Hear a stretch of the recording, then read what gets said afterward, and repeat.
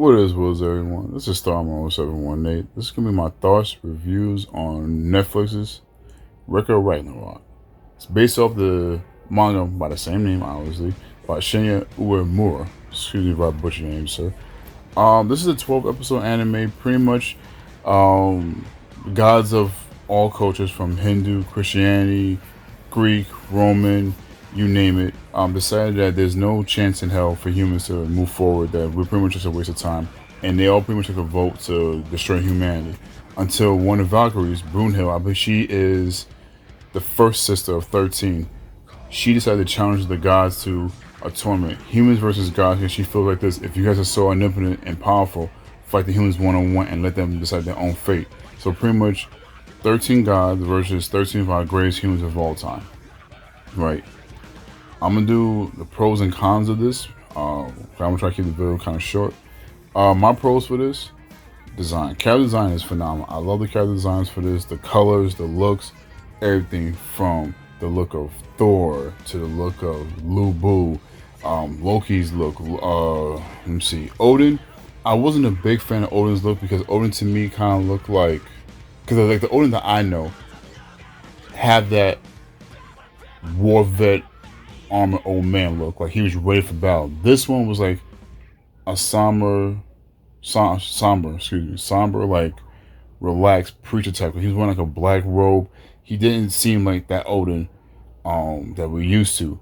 Now Thor in this one, like I know we're all used to like the Chris Hemsworth Thor, with like the blonde hair, scruffy beard type of look. But this Thor, he's actually like a slender build type of dude, almost like a swimmer type of guy, and he has like long red hair. And Mjolnir looks crazy. Like Shinya, his imagination, how he just came up with these designs is just crazy because like Mjolnir is like fleshy looking, is mixed with like metal, and the handle is not like a regular looking handle. It has like almost like a brass knuckles type of front piece. Like it's just like a very different design, but like because the design is so outlandish and it stands out, it definitely grabs your attention. Lubu's design wasn't too spectacular, I would say, because I'm a fan of Dynasty Warriors, so that's like a game pretty much about warring state of China from like back about 2,000 years ago.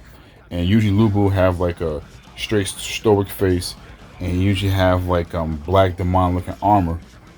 But this Lubu had a demonic face, but he wasn't wearing any armor, so like that was like a little like different from the norm of how Lubu looks. The second fight was a fight between Adam, like Adam from Adam and Eve, and Zeus. Adam was like a regular naked white guy that had a fig leaf. There's no real special design about him. He just naked. You didn't see anything. Like I said, he had a fig leaf on or whatever. Zeus didn't look like your typical Zeus, like with the long white flowing hair and the long white beard. This Zeus to me looked or reminded me more of like Nethro from Hunter x Hunter. If you guys are familiar with the Hunter x Hunter series. Let me see. Then third fight was Poseidon versus Sasaki Kojiro. Now, Poseidon, usually we see Poseidon, right? If you guys are familiar with The Little Mermaid, how King Neptune was like, big dude, same thing like with Zeus, long white hair, long beard, but had like a fishtail, a bit like a mermaid. Nah, this guy was like a pretty boy, Korean boy band type of Backstreet Boy looking type of dude, and he was wearing like a blue, not leotard, but like a blue like skin tight suit. Like I said, the character designs is definitely different from how you seen and remember like the gods and stuff like that. Next character, Loki. Loki wasn't fighting, but he was in the in the anime, like and not currently with the Loki show going on and everything. And so when we think about Loki, we think about like the Tom Hiddleston Loki, but this Loki was like a super emo gothic version of L from Death Note. Like he wore all black. He had two-tone hair. He had like a pea green side hair and then like a dark forest green side hair. So he was like weird. He kept doing like this whole thing with his tongue. He was like lizard-like, but he was like a commentator to like the fight between Adam and Zeus. So like I like how his character came in and was explaining things. I talked about Poseidon. Just pros, music. The music choice in this was actually pretty good. I like the hard guitars. I like the drums and everything like that. The opening was good. I like the ending too. Very nice. The colors, the aesthetics, the stage background, all that is beautifully done.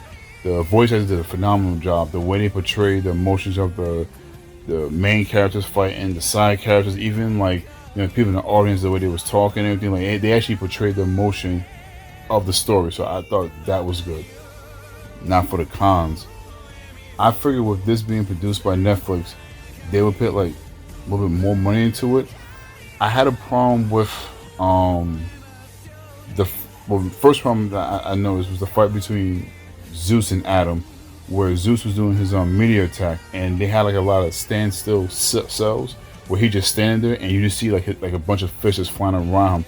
Like that was cool back in the '80s, like with Fist of the North Star, Saint Seiya, Knights of the Zodiac, where he would do meteor punch, and you just see Seiya just standing there, and you just see like they randomly drew like a bunch of like moving fists around. Even when it came to dodging, his body was standing still, but then you see like this points where Zeus had like 3 heads, and the same thing with Adam. There was a lot of repeat animations, and I was kind of like, again, like that was cool back in the heydays, like with Hanna-Barbera, where we had repeat stances with like Scooby-Doo was constantly running, but all they did was just change the background. The background was just like, solid backgrounds and things like that. But all in all, it's not a bad watch. This is something like if you're a fan of anime and you like action anime, the blood, the gore and stuff like that, the like ultra violent anime, or if you're trying to get like a family member to something like this, but they don't want to, watch anything that's too deep. They don't want to like think too much. This is perfect for that. And also too, it's short. It's only 12 episodes, about 25 minutes each episode. Like you definitely can't go wrong. It's like a nice, good, quick watch. So I highly recommend it. In my opinion, I give it like a 7 out of 10. It's not bad. It's not great, but it's definitely entertaining. Like I said, if you're into shonen anime and you just want some bare knuckle, bloody shit, cursing, this is it for you. This is like the 300s of anime. This is pretty good. But I'm gonna cut this video short. Like, subscribe, comment down below. Let me guys know what you think. This is Star Marvel 718. I'm out, y'all.